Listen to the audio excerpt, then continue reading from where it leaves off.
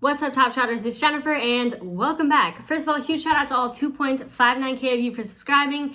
Thanks so much for being here.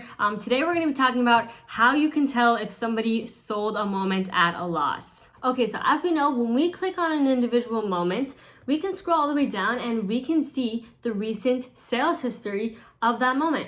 And only like the recent 15 sales transactions for the moments.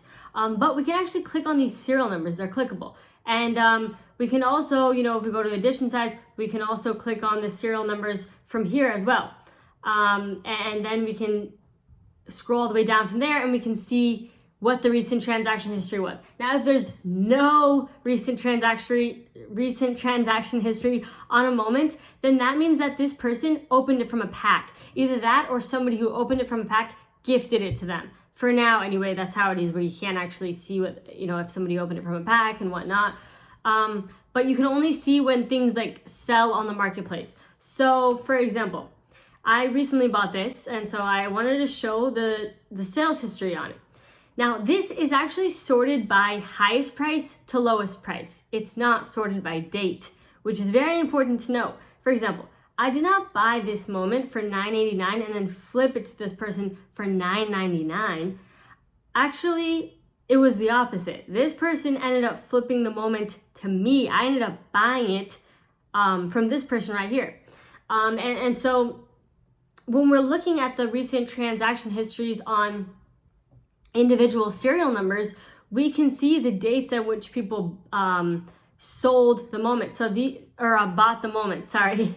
So this person bought it from somebody who opened it from a pack, and then they sold it a month later to this person. Okay, so they bought it from this person, and then this person flipped it and sold it to this person. This person then flipped it the same day, actually, literally a couple hours later. Now, that was a nice flip right there. And then this person held on to it for a week, and then they ended up letting go of it and selling actually at a loss because of, it wasn't just a $10 loss, though, because you have to factor in the 5% transaction fee that Dapper takes. So, 5% means out of 100. So 5 divided by 100. 0.05, so you multiply this by 0.05, and they lost $60. When it looks like they lost 10, they really lost 60, so because of the sales fee. So that's really interesting. And so here's another one, Goranjagic. You can scroll down and you can see whether somebody sold at a loss or not because you look at the dates. You can see okay, this person made a profit, this person made a profit, this person made a profit. Well, this person might have even broke even. Not much of a profit with the sales fee, and then they flipped it to this person.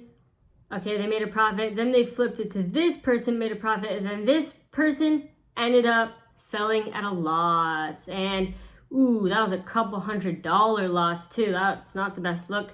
They were only able to hold on to it for about 4 days. They got a little impatient, and they flipped it to me, who then bought it for this price. It's really interesting. I think it's really interesting looking at, the individual transaction histories of these individual moments with, the individual serial numbers.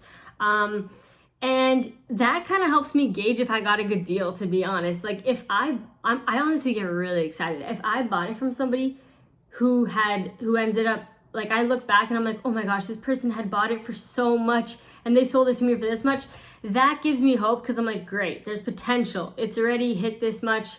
It'll probably be this price again sometime in the future. Not for sure, 100%, but it's I know that I got a good deal because this person, they had bought it for a lot more. And most likely the price will go back up to that again at some point. They just weren't patient enough to wait for it to go beyond that. And it's harder to do with, 1 to 2 digit serials. They don't move as quickly. So if you're a fast flipper, it's not a good idea to be trying to flip these. And you can see, some people got lucky with flipping, but that was during a pump. Most likely they flipped during a pump and everything was going up and it was kind of easier. But, during a dip, it's harder to flip for a profit. And so that's usually when I'm buying. That's how you can see if somebody sold a moment at a loss or not. You just click on the individual serial number and scroll all the way down and you can see the transaction history of the moment. So yeah, thank you for watching and I'll see you in the next video. Peace.